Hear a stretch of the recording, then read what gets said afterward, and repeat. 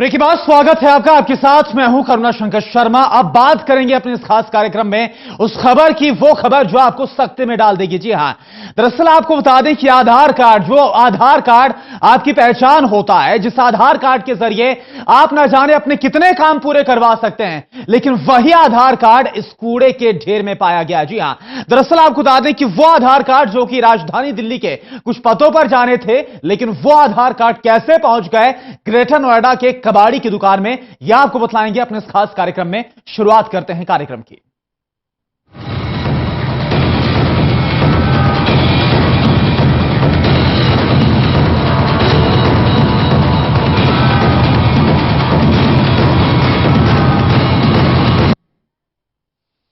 तो अगर आपने अपनी पहचान के लिए आधार कार्ड के लिए अप्लाई किया है और यह सोचकर घर पर आराम फरमा रहे हैं कि एक न एक दिन आपका आधार कार्ड घर पर आपके पास अपने आप पहुंच जाएगा, तो जरा इस रिपोर्ट को ध्यान से देखिए।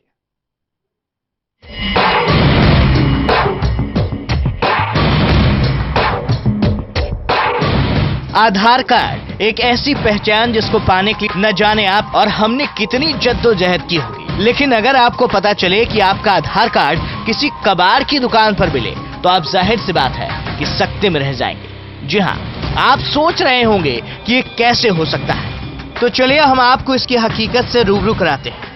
सबसे पहले आप मिलिए राम कुमार से। राम पिछले काफी वक्त से दिल्ली से तकरीबन 30 किलोमीटर दूर ग्रेटर नोएडा के रोजा जलाल गांव में कबाड़ का काम करते हैं। राम उस वक्त सख्ती में आ गए जब उनके कबाड़ से काफी तादाद में दिल्ली में रहने वाले लोगों के आधार कार्ड मिले। हमारे पास फेरी वाले आते हैं, ये कबाड़ देखे जाते हैं, हम इन्हें देखते हैं। हमने देखा तो कार्ड भर रहे थे, हमने देखा ये कबाड़, इसमें आधार कार्ड चेक है कि ये लिख रहे थे, और हमने फिर आपके लिए संपर्क करा। हमने सोची ये दिल्ली के पता न कौन कौन परेशान होंगे, इसलिए हमने ये कार्ड लिए। कितने आधार कार्ड निकले थे इसमें से? ये जी गिनती तो करी नहीं, बहुत थे। हालांकि इस आधार कार्ड को बनवाने के लिए आम आदमी को कितनी परेशानी का सामना करना पड़ता है, उसको सिर्फ एक आम आदमी ही समझ सकता है। घंटों लाइन में लगकर अपनी पहचान पाने के लिए एक आम इंसान को कितनी परेशानी होती है, उसको आम इंसान ही बयां कर सकता है, न कि एयर कंडीशन कमरों में बैठे लोग। आधार कार्ड जो बनते हैं, इसके ऊपर जो रॉयल्टी आती है, गवर्नमेंट का खर्चा आता है, वो हमारे टैक्स से जाता है, और जब उसकी बेकदरी होती है तो उसके लिए हमें बहुत खुंदक और बहुत रोष प्रकट होता है हमारे मन में कि प्रशासन अगर इस चीज़ को ढंग से करे तो जो हमारी रॉयल्टी, हमारे टैक्सों से जो पैसा जा रहा है इन चीज़ों में, वो व्यर्थ न जाए।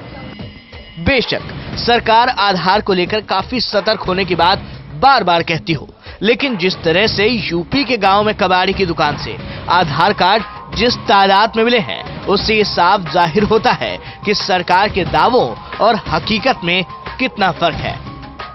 आधार कार्ड एक ऐसी पहचान जिसको पाने के लिए हर कोई दर दर की ठोकरें खाता है सरकारी दफ्तरों की, लेकिन जब आधार कार्ड कबाड़ी की दुकान पर मिलते हैं तो उससे अंदाजा आप खुद लगा सकते हैं कि सरकार और प्रशासन इन आधार कार्ड को लेकर के कितना संजीदा है। कैमरा पर्सन रविंदर के साथ सुशांत मेहरा, टोटल न्यूज।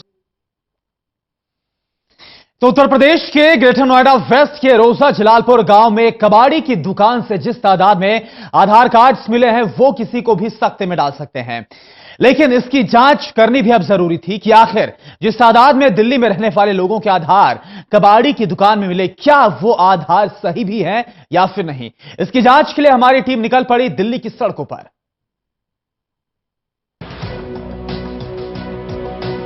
आधार कार्ड की सच्चाई क्या है, ये जानना जरूरी था। जो आधार हमारे हाथ लगे वो किसके हैं और वो लोग उस एड्रेस पर रह भी रहे हैं या नहीं, इन सब बातों की जांच की जरूरत थी। इसलिए सबसे पहले हम पहुंच गए पूर्वी दिल्ली के पांडव नगर इलाके के महिपाल शर्मा के घर, जहां हमें पता चला कि महिपाल ने अपना ये आधार कार्ड आज से 8 महीने पहले अप्लाई किया था, लेकिन अभी तक नहीं पहुंचा, जिसकी वजह से वो काफी वक्त से परेशान घूम रहे थे। यही नहीं, आधार न मिलने से महिपाल को गैस पर मिलने वाली सब्सिडी भी नहीं मिल पाई। तकरीबन मैंने इसको 8-10 महीने पहले अप्लाई किया था, और अभी कोशिश ही कर रहे थे कि ये किसी तरह से हमें मिल जाए, लेकिन जिस तरह से आज ये उत्तर प्रदेश में, यूपी में कहीं पता लग रहा है कि कबाड़ की दुकान पर मिला है, उस तरह से तो ये लगता है कि सरकार करोड़ों रुपए खर्च कर रही है, लेकिन वो तो सब बेकार है, वो सब मिट्टी में।